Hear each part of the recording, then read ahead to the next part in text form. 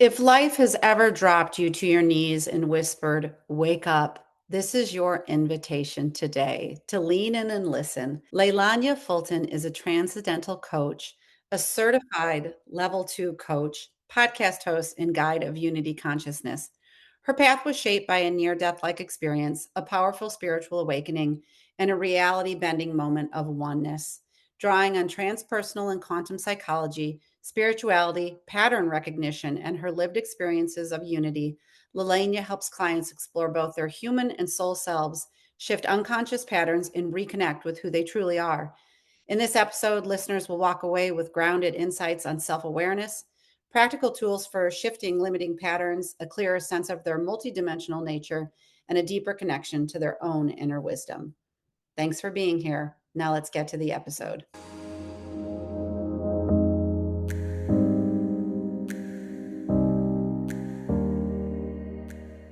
Welcome back to Mystical Sisterhood. This is your host, Maureen Spielman, and today I am with LeLanea Fulton. I'm giving a big, gracious welcome. She'll be one of the first podcast guests of 2026, which is so exciting. LeLanea, we're going to get into your background, how you got to where you are, but first and foremost, welcome to this space.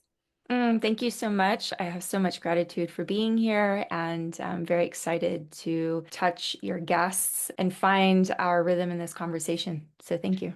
Yeah, you're welcome. I mean, we met through Podmatch, which has been a service that has connected me with some wonderful people, you being one of them. And, as I was kind of looking over my notes before this conversation today, I just see so many things jump out as just ideas or concepts or experiences that I think we are all hungry to hear, and that we when we can hear one person's story and all the paths and circuitous kind of ways that they've traveled, is that we see ourselves in those messages too. So I'm Mhm. excited to share a little bit about what you've been up to, but I don't know where it feels right to begin. I was like, do we start with where you are now and go backwards, or start where you were and how you got here? And so I kind of tended towards, you shared with me that now you're a practicing coach, you're a certified professional coach, you're a transcendental coach, a podcast host, and really like this proponent of true unity consciousness. And I want to talk about those things,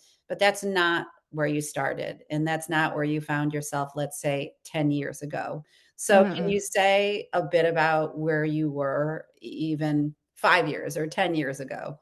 Yeah, when I really reflect and sit in that space of where I once was, it feels because the experiences were very different than the experience now, and the state of consciousness was very different.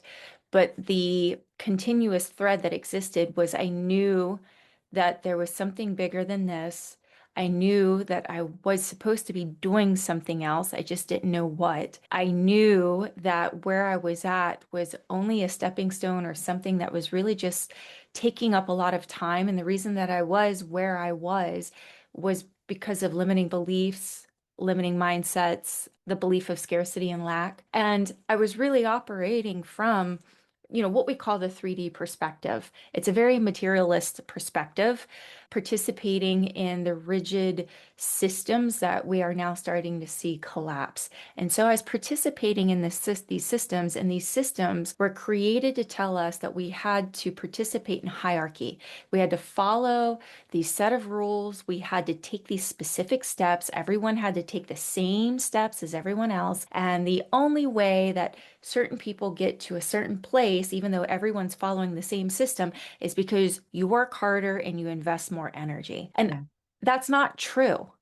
That's not true at all. And so I was burning out, I was exhausting myself, and I was spinning in a line of work that wasn't compatible with my authentic self and who I was. And Yeah. because I was participating in that, I didn't actually get to invest in who I was authentically.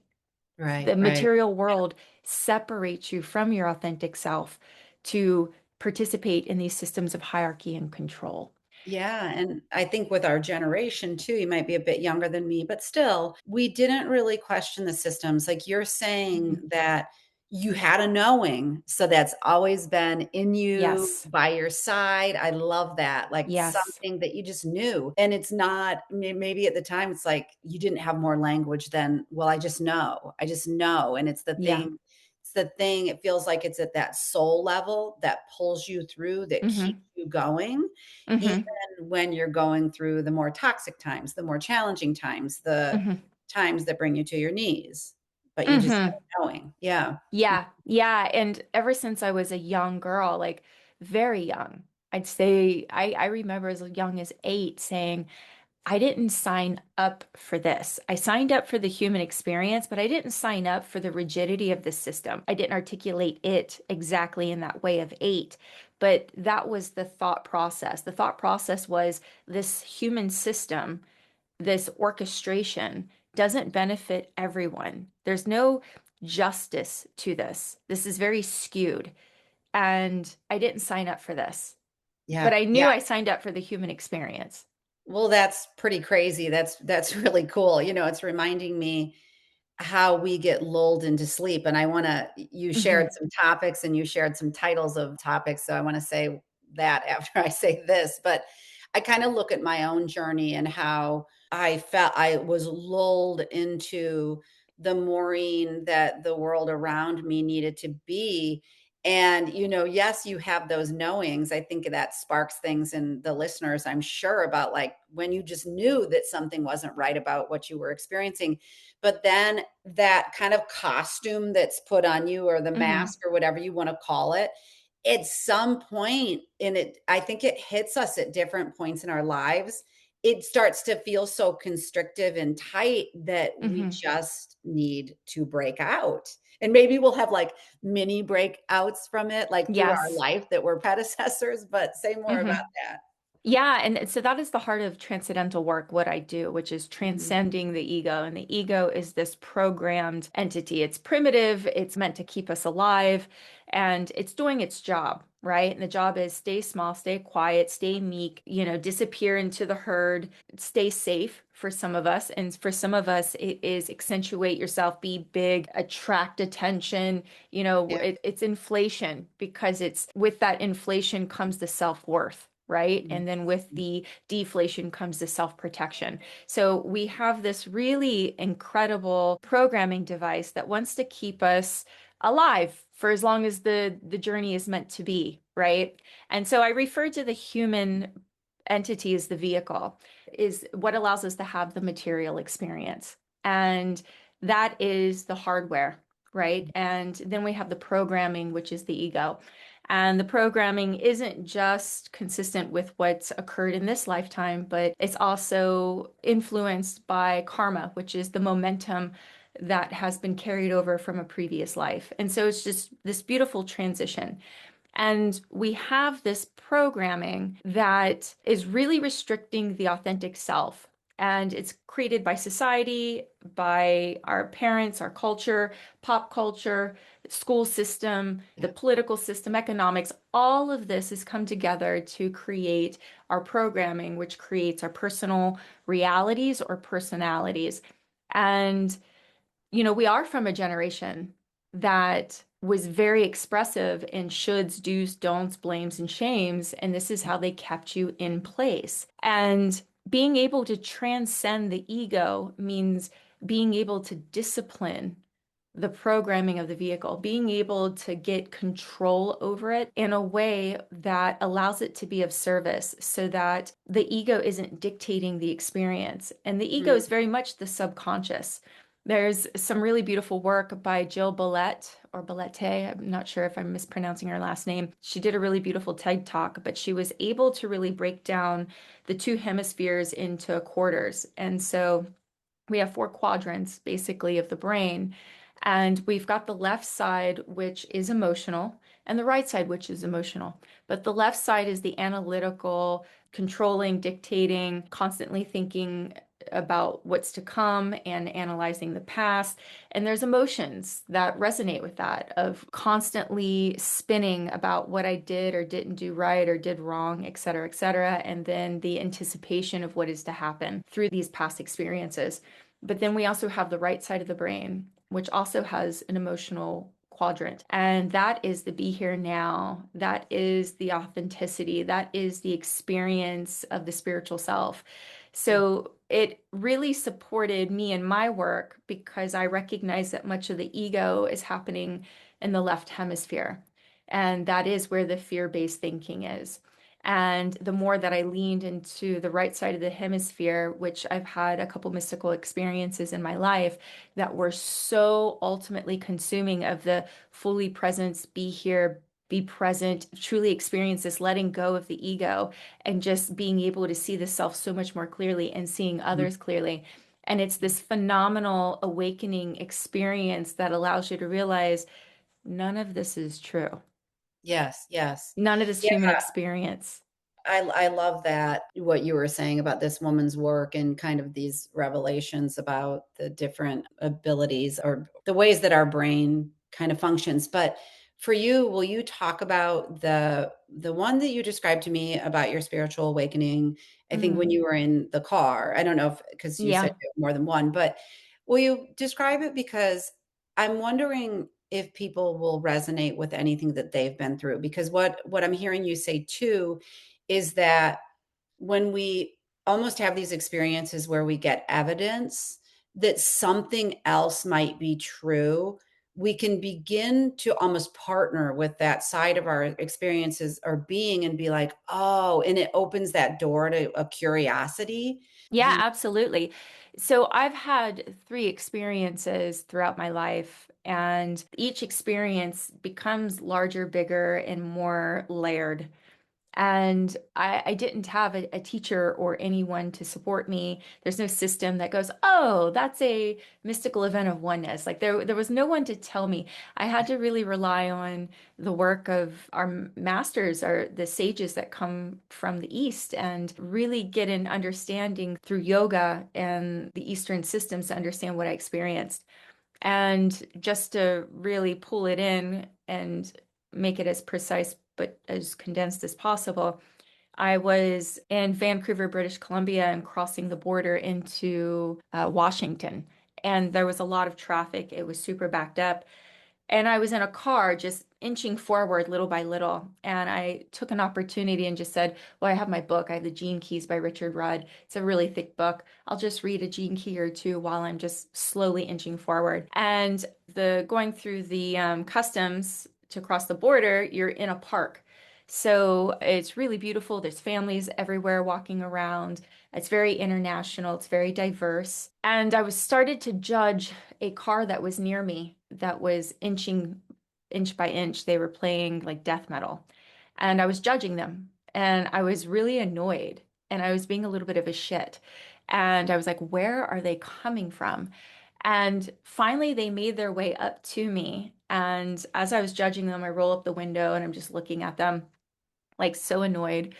And I'm reading, I finished the Gene Key, and I hear this voice say, LeLanea, do not judge them, for they are you. And many of these experiences I have involve hearing an external voice outside of myself. And it's as loud as if it's in the car. I literally turned and looked in the back seat. And I should be used to it at this point because I've heard this more than once, but I turned and looked. There's my dog. And I'm looking at these people and I'm observing them. And I'm like, wow, I think I really would be friends with them. I think I would like them. They look so like serene, like, and I'm slowly falling in love with them. Like I'm like looking at the beautiful aspects of them. And all of a sudden, my reality starts to shift. Time space shifts. And what that means for someone who hasn't experienced a time space shift, they don't know what that really looks like. And this is what it looks like. It looks like people around me are moving as though they're underwater. It's slower motion, it's slower movements, and I'm observing these two boys playing baseball in the background, and they're throwing the ball, and I get really attracted to them. I almost do something what I call merging, is I move into them and I'm feeling their emotions. Empathy is at such a high level that it's as if I'm playing with them. Mhm, yeah. And I'm observing the trees next to them that's blowing in the wind, and it's all moving really slow, like a movie, like a film. And I'm going, what the hell? And I'm in a space where I'm actually like, did I eat something? Like, Yeah. is there some way I could have ingested something that's like giving me a psychedelic effect? And I'm like, no, I'm going through the whole experience. And I'm like, no.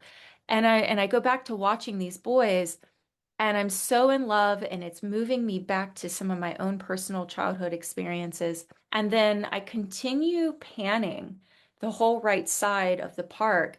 And everyone that I come across, I'm merging with them. I'm feeling Mm, their emotions. mm, I'm feeling them. I'm hearing stories.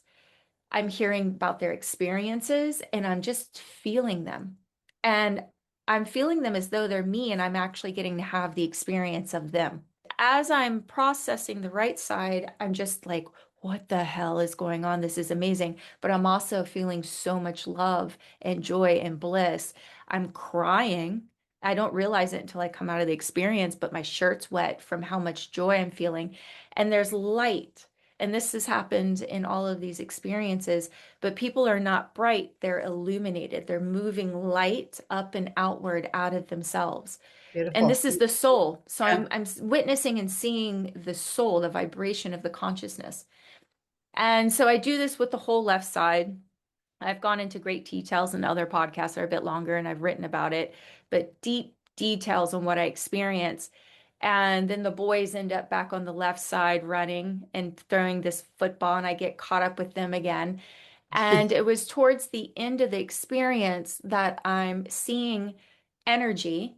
I'm seeing the frequency, the texture of energy, and it's consciousness.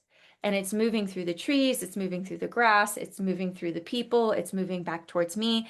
And what I realize is that the consciousness that's moving through the trees and through these boys and everything is me. We're all connected from the same consciousness. And I start receiving information towards the end of the experience. And I had this natural inclination that if I speak what I hear out loud, I'm more likely to remember it. Okay. So I started repeating what I was hearing. And this is a legitimate, like when you hear people talk about downloads, you're like, what the hell does that really mean?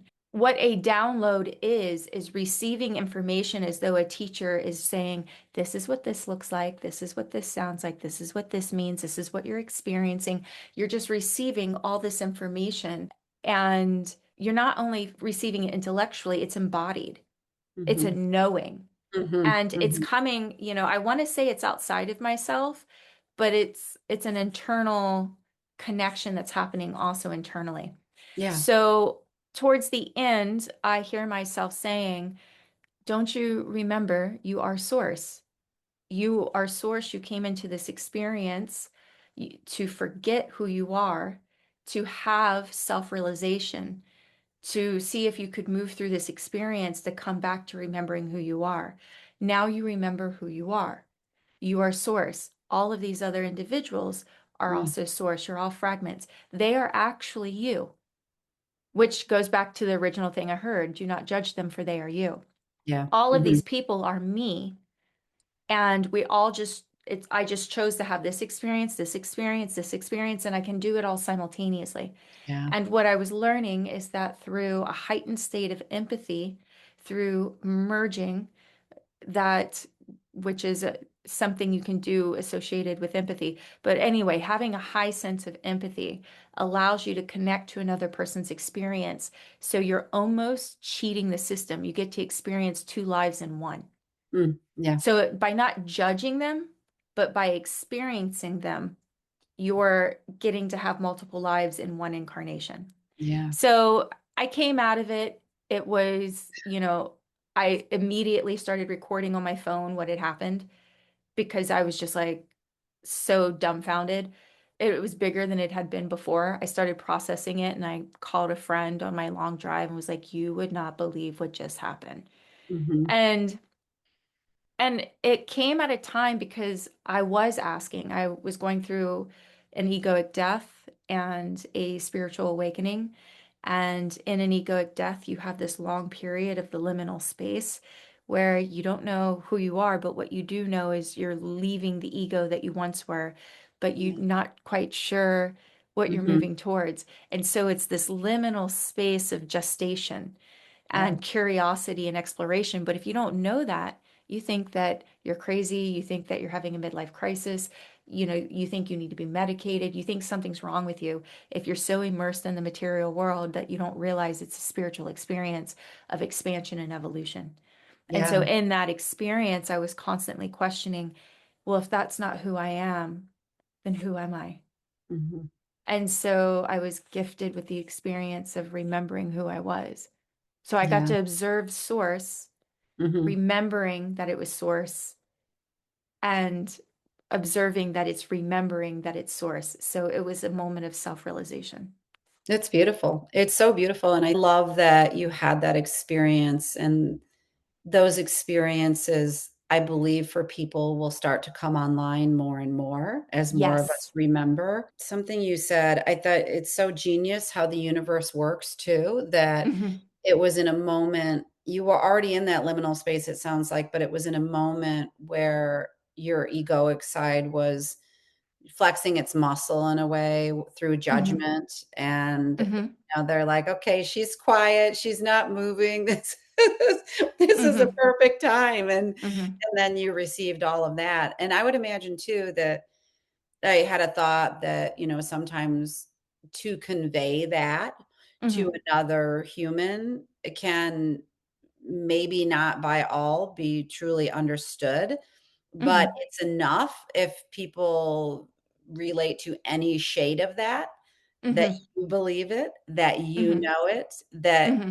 you know that it's there for your transformation, right? It doesn't need to Hmm. be someone else's like, yeah, Yeah, I don't need validation at all. yeah. And I know Mhm. my experience. I know that it was, and it took me for a little bit because, I struggled with, do I share this or do I keep this to Yeah. myself? And I Uh-huh. kept having this nudge of, no, you're meant to share it. And shortly after, I ended up starting a podcast, which is not what I've ever thought I would do, what I ever intended to do, ever what I was attracted to doing. And I kept getting this nudge, start the podcast and be transparent with your experience because there's Mhm. other people in the world that are having this experience and they need to have a space to go to. They need to know that this is intentional and that there's others out there and they're not alone. And this is that shift that's occurring, if we want to call it 3D to 5D, if we want to call it evolution and consciousness, but this is the coming on. This is the lighting up of us moving into a more energetic space, leaving the material and moving into more energy-based thinking, experiencing. It starts somewhere. And so for the viewers, what I would recommend is really not hearing that story from the left side. If you find yourself going, well, is that true? Did that really happen? You're missing it. You're in the left side of the brain, the analytical. Mhm. If you're able to shift to the right and you're able to sit and experience and just close your eyes and move away from skepticism, then there's a message in there for you. Yeah. You'll know this resonates or this doesn't. And then there's something there for you. Absolutely. I love how you say too, because it's almost like what you experienced with the light coming from within. Hmm. Before we know as a collective that that could be truth, like we are illuminated from within, Hmm. we say things like shine your light, or Hmm.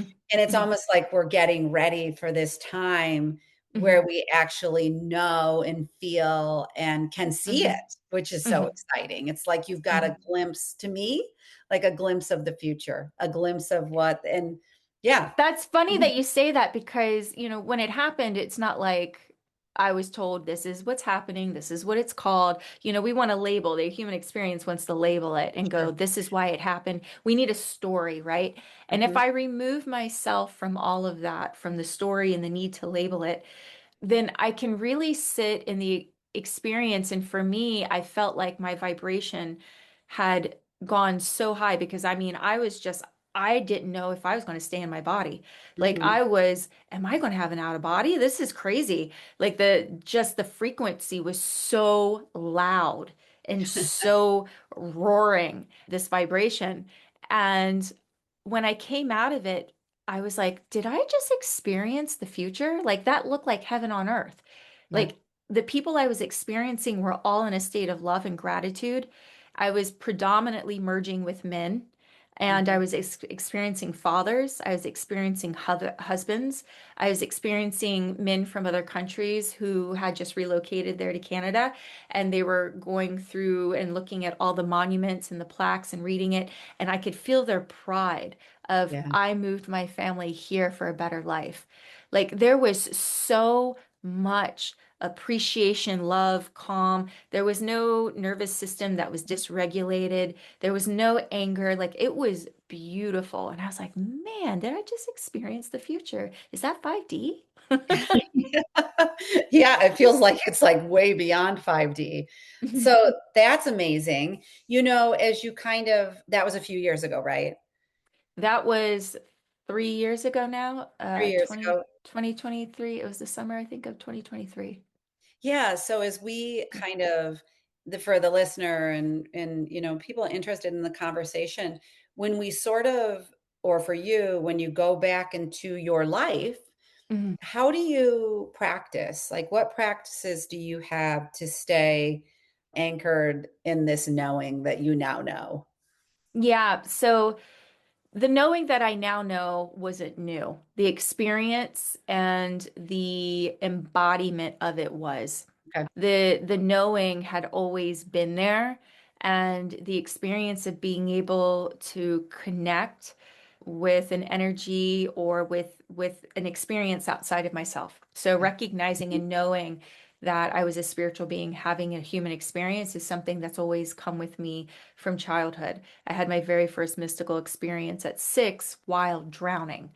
Mm. And so that information had always been there. And I used to use as a child, because I wasn't taught any techniques, I would use nature as a way of going into the right side of the brain now that I can look back on it and really see analytically what I was doing. But I would use nature, I would merge with the nature that was surrounding me. And I was always in the woods or in a field, and I would let go of the names and the labels of that what was around me, because the brain's like, oh, look at that beautiful tree, look at that little beautiful bird. Oh, what kind of bird is that? That's the brain. That's the left hemisphere of the brain. But when you're over in the right, there's no desire to know the name of the tree or to search for it. There's no desire to name the bird or wonder what the name of the bird is. It is simply being able to be so present that you're feeling the frequency of the vibrations all around you. You're feeling consciousness. You're feeling the connection and recognizing that you are a part of everything that's around you. So Mm. a huge practice and technique of mine that I even support with my clients is you must be in nature. Nature is you. You are a part of nature. You're not separate. If you're separating yourself, then you are living in a life of separation. You're separating Mhm. yourself from source. Nature is there for a reason. Like Yeah. it's a part of you. Move into it, whether Mhm. it's a park or the woods or sitting in a big field where there's no noise of traffic and sirens, but give yourself that experience. And meditation is instrumental. It was extremely necessary for me because meditation allowed me to recognize where my nervous system was at. And then I Mm. also recognized that based on my nervous system, I was perpetuating these beliefs of fear, scarcity, and lack. And so I was continuously stimulating my nervous system because in my previous material life, I was a sommelier and wine director. So there's a lot of alcohol consumption. And then coffee, loved coffee and espresso. So all of that is stimulating your nervous system and it's altering your consciousness. Mm. And what I was recognizing is through meditation is that it was harder for me to drop in when I had stimulated my nervous system versus not.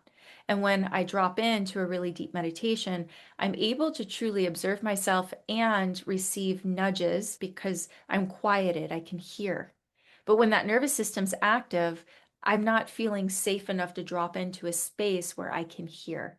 Yeah. Yeah. And so the consumption of alcohol and coffee was really supportive by letting go of those things. Mhm. And I began to move into a space also of conscious energy work. So I've been celibate for 3 years, really working on removing a lot of the energies that had been left behind by previous connections, Okay. connections to individuals that it was all for the wrong reasons. It was for ego inflation or for the desire to heal our own trauma or wounds through another person and onto another person. And Yeah. so there was a lot of deep work around that. Breath work is pivotal in my life as well because that's also a nervous system regulator. So it helps support the nervous system. So those are Oh, just a few. yeah, they're beautiful. I think the celibacy one is very interesting because that also is an area of our lives that I believe it feels has been very conditioned as Mhm. to what things should look like, what they need to look like. And it is a time of a great rewriting of our stories. Yeah, yeah, we're definitely in a period of awakening. Mhm. And, we may resonate with someone's message more so than another's, but it doesn't mean a year down the road, 2 years down the road, that that message that we didn't resonate with at that time won't circle back and be very profound and meant for us in that space. Yeah. Yeah. So that's why, a lot of my work and work with clients is discernment versus judgment. Mhm. When we can discern, we can just lightly move between Mhm. what works for us and what doesn't. When we judge, we get stuck. We start participating in an energy that, we don't want to ideally participate in, but judgment is to connect. So Yeah. you get pulled into the experience. Mhm. Yeah, I'm thinking about how you mentioned the nervous system and how our nervous system, yes, by our experiences, but on a daily basis can get sort of hyped up. But it's through the modalities that you're kind of talking about, kind of a little bit layered and chosen to what works for you to calm and get us into that, Hmm. more parasympathetic nervous Hmm. system, just the relax.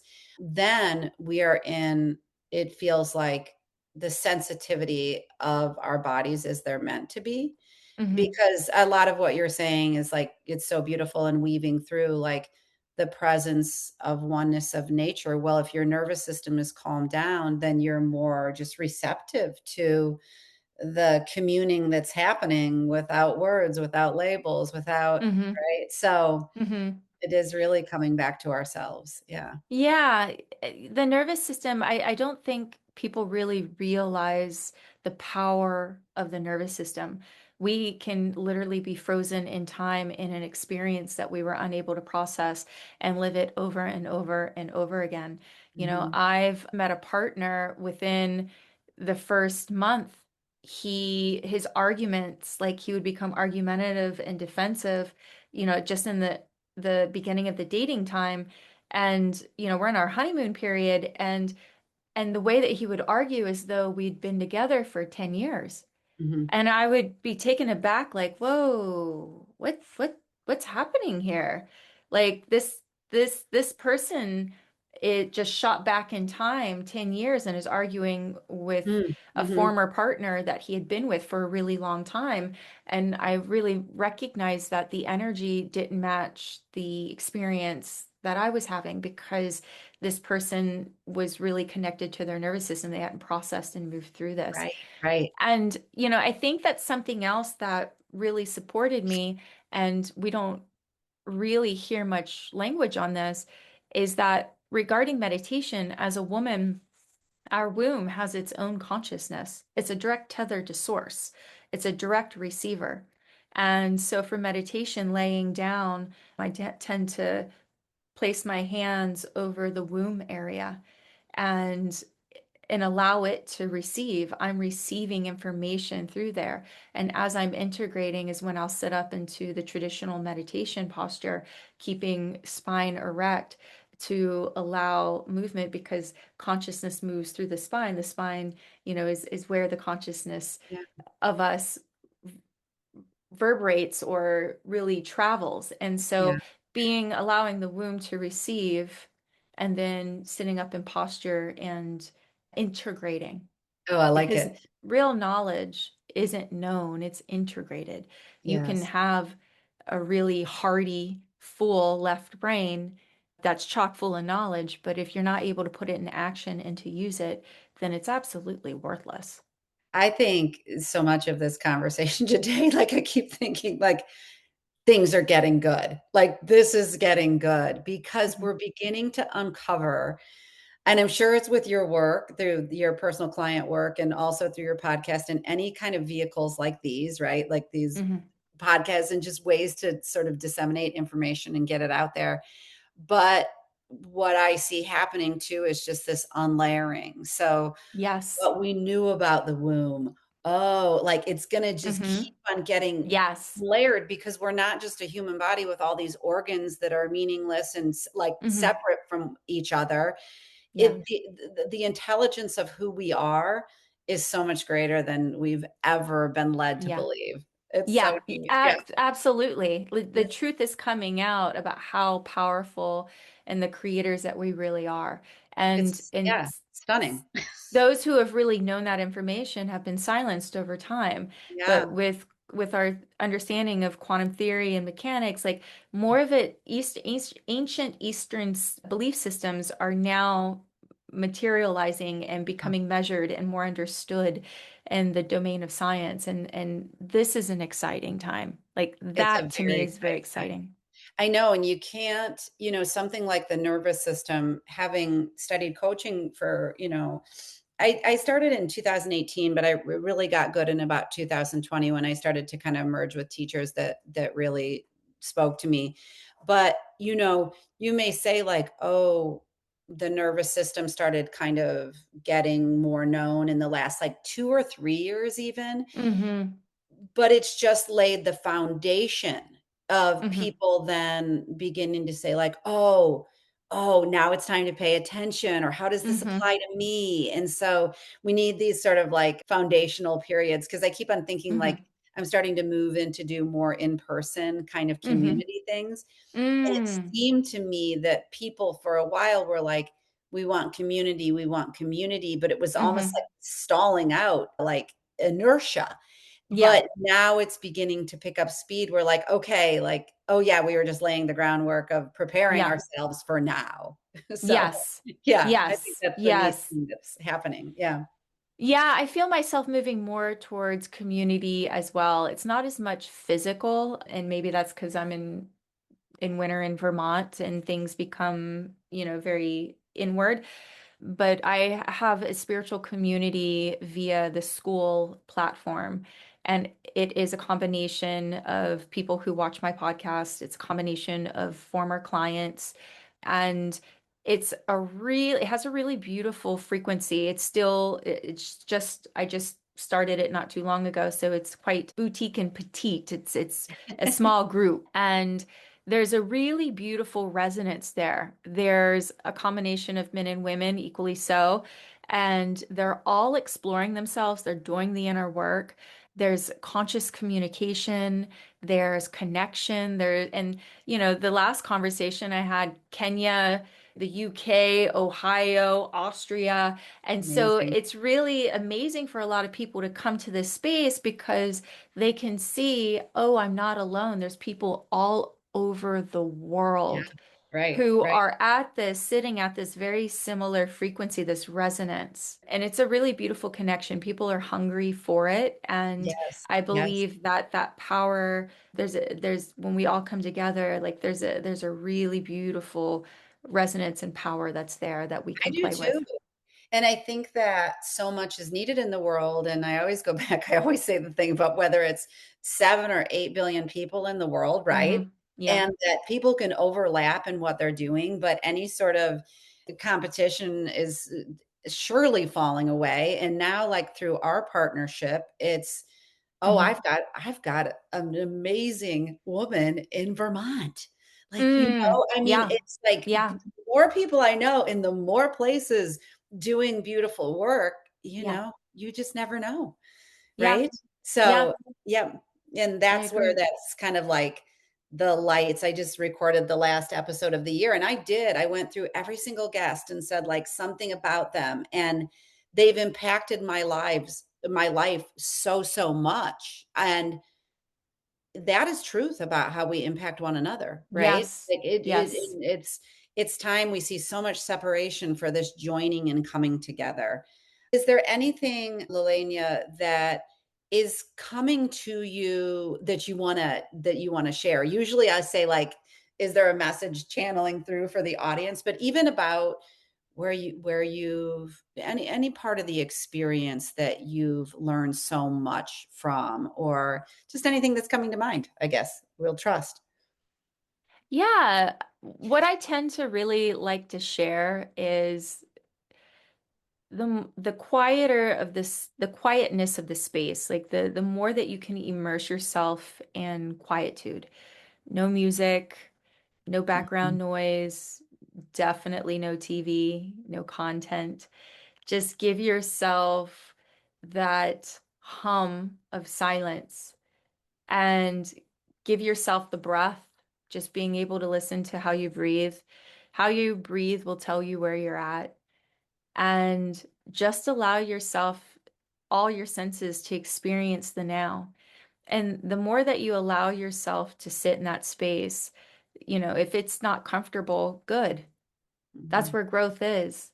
If Yeah. you're constantly seeking comfort, you're not going to expand. You're not going to explore the edges of your Mhm. expansion.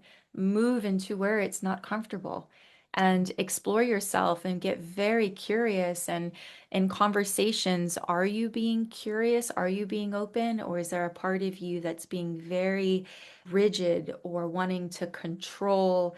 Maybe the information or the way the conversation's going or the cadence or the speed. Like, observe yourself. We're constantly focused on the other, and the other is simply just a mirror to show you where you're at within yourself. And the more curious you become, the more accepting you become of these aspects of you, which means that the more accepting you become of others. And that's where you find calm, inner peace. That's where you are able to really allow the nervous system to relax in safety because it's recognizing that you're not constantly reacting to your external environment and feeling the need to control outward and outsource yourself in order to feel safe, to feel validated, to feel seen, to feel heard, to feel of worth, to feel of love. All of these are illusions of self. And Yeah. so, this is how you can use your external environment to constantly see where you're at frequency wise and within your state of consciousness. It's phenomenal work. You can do it by yourself. You don't need a coach. You don't need a therapist for that. Yeah. It's fun to have one, but if you're in a space where you can't, like, allow that work to guide you. Right, right. Yeah, that's such a good point. And I think where, yes, we hit areas that are challenging or uncomfortable when we go through coaching processes, but I like how you just mentioned the word fun, and Mhm. that it's so joyful to do the inner work when we can get away from the parts of us that we're shaming or guilt ridden or, living by the shoulds. I want to ask you one last question as we finish today. What are you most excited about for this coming year, 2026? Mm, What's exciting for me is being able to take the calm and being so fully present in the moment and being so authentically myself and being able to experience myself and explore the different layers of myself and then constantly moving that present self into the future and carrying that calm and sense of worth and safety and love through every second and every moment because then I know that I'm in alignment with my mm, values and my integrity and my standards and myself. So yeah. that's what I'm excited about is just maintaining my core sense of self in terms of the experience of the now. Where can people find you? Where's the easiest places? Yeah, I really want to invite everyone, all of your listeners, to come and find my YouTube channel, which your episode here will be hosted on there. On my YouTube channel, there's numerous playlists. There's a Transcending to Self with LeLanea masterclass series that can support you in doing your own inner work and to play with it and flirt with it. And there's a workbook that I created called Becoming Whole Through Internal Systems. So Okay. internal systems, very different than IFS work, is Uh, what allows you to sit in that space of self-love, to sit in the space of self-worth, and to really see where the ego has been programmed. Beautiful. And I sell the workbook on the school platform. So you Okay. can access it there. You can start Neat. doing your own inner work. And then Okay. when you purchase it, you can also show up for the coaching sessions for free. I Okay. hold bi-weekly free coaching sessions for those who are working through the workbook and want support. And that's all on the school platform. And yeah, the podcast is also on Spotify and Apple. And then there's my website and Instagram. Come and hang out with me. Come and find me. And what is the name of your podcast? So the channel on YouTube is Integrating Consciousness. Okay. There's a podcast called Integrating Consciousness.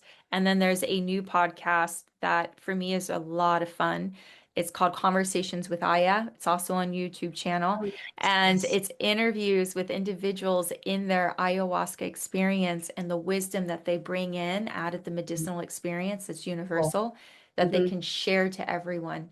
Oh, I love that. And I can take what resonates and what works for you. Yeah, I love that. Thank you for sharing everything today that we were Mhm. able to fit in. And thank you to the listeners for being here as always. And we'll see you in the next episode. Yeah, thank you so much for having me. Thanks for listening to this episode of Mystical Sisterhood. To learn more about my one-on-one coaching programs or join the Mystical Sisterhood membership, visit maureenspielman.com or mysticalsisterhood.com. Thanks so much. I'll see you in the next episode.